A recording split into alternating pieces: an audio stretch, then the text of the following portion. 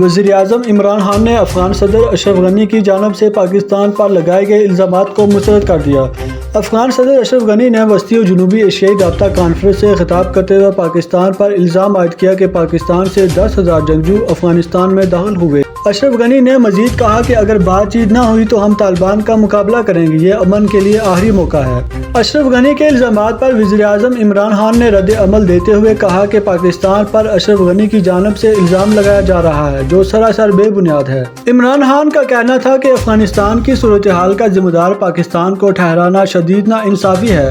دنیا میں کوئی ملک افغان امن کے لیے سب سے زیادہ کوششیں کر رہا ہے تو وہ پاکستان ہے۔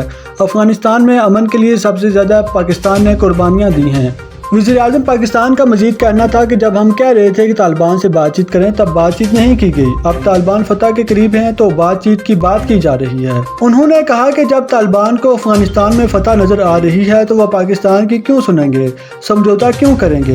جب افغانستان میں 1.5 لاکھ نیٹو افواج موجود تھی اس وقت طالبان کو مذاکرات کی میز پر لانا چاہیے تھا۔ عمران خان کا کہنا تھا کہ خطے کے ممالک کے آپس میں جڑنے کے لیے بڑا چیلنج مسئلہ کشمیر ہے۔ اگر پاکستان اور بھارت تنازعات حل کر لیں تو سارا خطہ بدل جائے گا۔